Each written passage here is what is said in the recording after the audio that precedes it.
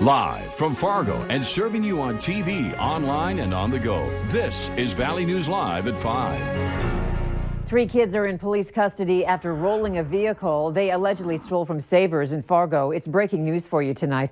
Police say the vehicle rolled on I-94 near Barnesville and the kids took off running. They were eventually taken into custody in a nearby salvage yard. Police say the kids only suffered minor injuries. Travel companies and governments are taking new steps in hopes of halting the spread of the mysterious and deadly coronavirus. Some cruise lines are stopping passengers who've recently traveled to China, Hong Kong, or Macau from boarding. And at least one, Royal Caribbean, is going even further, prohibiting passport holders from those locations from boarding as well. Sarah Doloff has the story. More Americans evacuated from the epicenter of the novel coronavirus outbreak, now back in the U.S., where they'll be quarantined for 2 weeks at military bases. They're considered at increased risk for exposure, but that doesn't necessarily mean that they will get sick. In Japan, a floating quarantine aboard the Diamond Princess, where more than 60 people on board have tested positive, including 8 Americans. Globally, the novel coronavirus has sickened more than 31,000 and killed more than 600.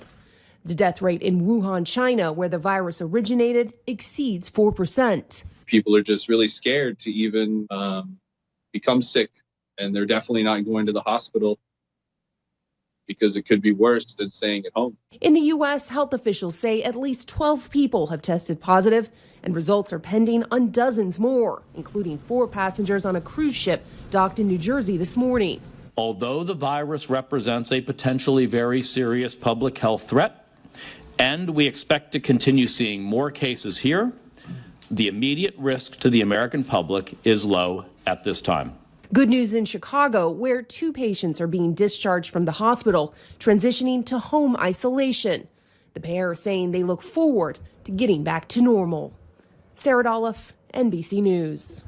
The Washington State man who became the first U.S. patient to be infected with the coronavirus was discharged from the hospital earlier this week. In an exclusive interview, a Moorhead woman says she feared for her life after finding a wanted felon hiding inside her closet. Because she's afraid, she doesn't want to be identified, but she talked with Valley News Live about what happened yesterday morning when she walked inside her home. Her 2-year-old daughter was sleeping at the time. When she opened her closet to feed her dogs, she says she found Miguel Cooley Jr. hiding inside, covered in blood. Federal and state authorities were searching for him. We were just shocked. We didn't know why, how long, or why he was here. I just knew he was hiding and my brother was downstairs. Coming up at 6, you'll hear more about this traumatic experience, including what finally got Cooley to leave her home before he was eventually arrested. We now know the cause behind the fire at Elam Rehab and Care Center in South Fargo. New information for you tonight. The Fargo Fire Department has determined it started because of an overheated electrical component. Investigators say the concealed space where the fire originated did not contain fire sprinklers or insulation. Officials say the building has several types of roof construction, and other attic areas did contain fire sprinklers. Great to have the sun back as we head into the weekend, but this evening could bring some travel troubles depending on where you're heading. Let's get more from Hutch and your No Wait weather planner. Hutch? I got to tell you, Andrea, we are both mostly sunny and mostly moony at the same time. As you look at the Valley Skycam looking off to the east, we do have that very large moon in the sky. It is clear and it is cold. Temperatures are back down below 0 here in Fargo Moorhead after hitting 0 just a little bit ago. Warming up out to the west, however, teens and 20s out in that direction. We have a wind chill advisory for the Red River Valley's counties of North Dakota as well as Minnesota and northwest Minnesota. Dangerous wind chills once again. Here in the FM area, temperatures will dive quickly thanks to the light winds, and clear skies will be near 5 to 10 below as we head to bed tonight. Grand Forks, it looks even colder. Look at that ice on the dike in East Grand Forks. 10 below by the 9 o'clock hour. But notice, start warming up in overnight hours. So we do have a warmer weekend ahead, but it will have some pretty brutal wind chills. We'll have hour-by-hour details on that, and we're going to look ahead to that system we've been watching for midweek and have an update on that as well here in just a few moments. All right, thanks, Hutch. You bet. Fargo police are still trying to figure out what led to a shooting that damaged a number of cars and garages at a South Fargo apartment complex late Thursday night. It happened in the 5100 block of Amber Valley Parkway. That's in the neighborhood of the new Stanford Hospital. Valley News Team's crime and safety reporter, Bailey Hurley, talked with neighbors in the area today who say they no longer feel safe. When gunshots rang out at this apartment complex last night, President Tappa says she and her 2 young boys were upstairs. No, I didn't hear any gunshot because I live further that way. It's a big building, so I was kind of far away from it, but I did hear the police sirens. She says despite the bullet holes and shut-out car windows, she didn't learn what actually happened here until this morning at school. When he saw my address, he was like, there was a shooting at your apartment last night. I'm like, what? Fargo police say in the last year, this is the only time they've been called out to this apartment complex. And Tappa, along with other residents, tell me they never thought something like this would happen in this part of town. I thought it was a quiet neighborhood. It looks quiet and nice. Nice place to live. Do you feel like you live in a safe neighborhood? No, not at this point. Tappa says she's now scared to walk around at night, especially as the suspects have still not been identified or arrested. Very scary. In Fargo, Bailey Hurley, Valley News Live. Police say no injuries were reported, and so far no victims have come forward. Investigators are asking anyone with information about that shooting to contact the Fargo Police Department.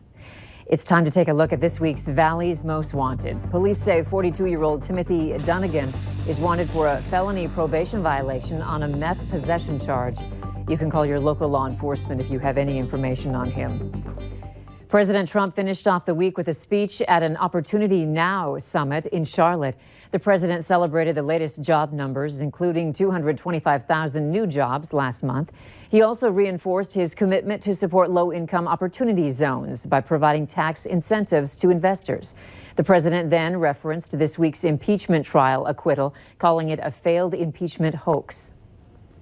To further support opportunity zones, I established the White House Opportunity and the Revitalization Council, chaired by Secretary Carson. Ben's worked very hard on it, really hard. Its mission is to marshal 17 federal agencies and coordinate dozens of existing federal programs to provide maximum support to opportunity zones. Officials say U.S. Army Lieutenant Colonel Alexander Vindman, who provided key impeachment testimony, was also escorted from the White House earlier today. Health officials say influenza numbers continue to climb across Minnesota. According to a weekly report from the state health department, 6 more people have died from the flu, bringing the total number of deaths this season to 43, including 1 child. The department says there have been 182 hospitalizations and 87 school outbreaks in just 1 week. It wasn't that long ago we were talking about the death of Landon Solberg, a 12-year-old who lost his life to brain cancer. Tonight, news of another child, this time a 7-year-old boy, also from West Fargo, who died after a 2-year battle with leukemia. Grantley Johnson was a 2nd grader who attended Freedom Elementary School. We talked with a close friend of Grantley's who calls herself his kindred spirit. And once I got to his house to say goodbye to him, I just got really scared. My heart was beating, and once I got in there, he had a face mask on. You can see the full story tonight on Valley News Live at 6. Moorhead is looking for artists or design groups to come up with a new design for a water tower. The water tower getting the makeover is the one along I-94 and 20th Street South. The artist or group that designs the winning concept will get $10,000 from the city. For more information, download the Valley News Live app in the App Store for free and search for this story. A spectacular display of northern lights was seen over the skies of Finland's Lapland region yesterday. The show colored the sky with green, pink, and white lights that formed quickly changing patterns. One enthusiast captured footage of the spectacle. Spring is one of the best times to see the northern lights because of solar wind activity taking place in the Arctic Circle.